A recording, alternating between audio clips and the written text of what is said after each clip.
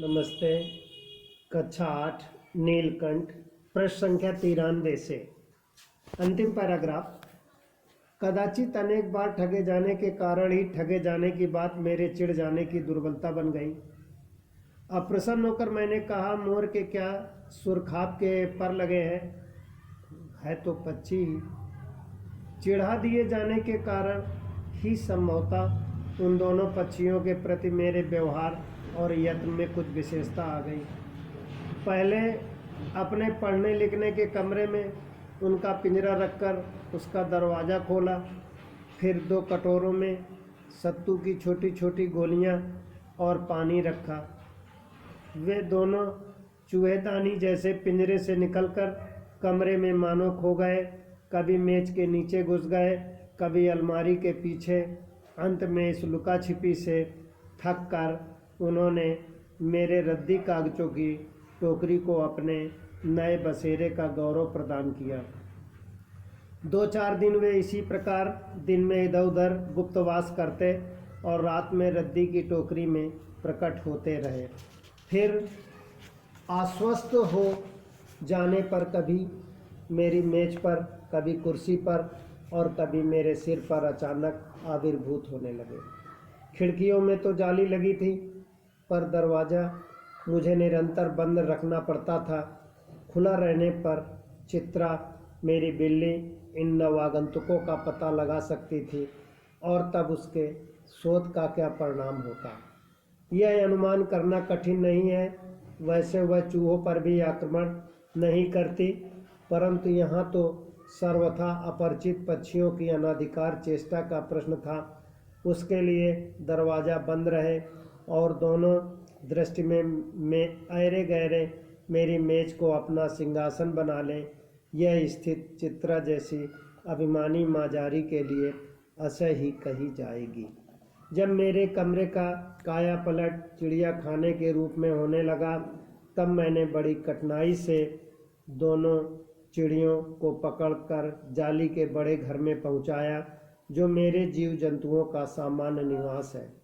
दोनों नवागंतुकों ने पहले से रहने वालों में से वैसा ही कुतूहल जगाया जैसा नववधू के आगमन पर परिवार में स्वाभाविक है।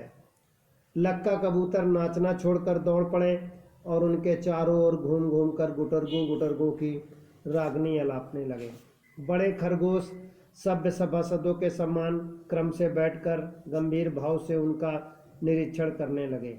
उनकी गेंद जैसे छोटे खरगोश उनके चारों ओर उछल कूद मचाने लगे। तोते मानो भली भांत देखने के लिए एक आंख बंद करके उनका परीक्षण करने लगे। उस दिन मेरे चिड़ियाघर में मानो भूचाल आ गया। धीरे धीरे दोनों मोर के बच्चे बढ़ने लगे। उनका कायाकल्प वैसा ही क्रमशः और रंगमय था जैसा इल्ली से तितली का बनना। प्रश्न संख्या 94 में प्रश्न इस प्रकार है, बिल्ली का क्या नाम था? क्या बिल्ली कभी चूहों पर आक्रमण करती थी? अभिमानी बिल्ली माजारी का क्या आशय है? लेखिका के घर में किस तरह काया पलट होने लगा? कबूतर का क्या नाम है, वो क्या करने लगा? खरगोश किस तरह बैठे हुए थे? तोते किसका परीक्षण कर रहे थे? कायाकल्प किनका होने लगा? विद्यार्थी प्रश्न उत्तर लिखेंगे और उनको याद भी करेंगे। अगला पैराग्राफ 94 में मोर के सिर की कलगी और सघन, ऊंची तथा चमकीली हो गई। चोंच अधिक बंकिम और पैनी हो गई। गोल आँखों में इंद्रनी की नीलाभ द्युति झलकने लगी। लंबी नील हरित ग्रीवा की हर भंगिमा में धूप छाए तरंगे उठने गिरने लगी। दक्षिण वाम दोनों पंखों में सलेटी और सफ़ेद आलेखन स्पष्ट होने लगे। पूँछ लंबी हुई और उसके पंखों पर चंद्रिकाओं की इंद्रधनुषी रंग उद्दीप्त हो उठे। रंग रहित पैरों की गति ने एक नई गरिमा से रंजित कर दिया। उसका गर्दन ऊंची कर देखना विशेष भंगिमाओं के साथ थी।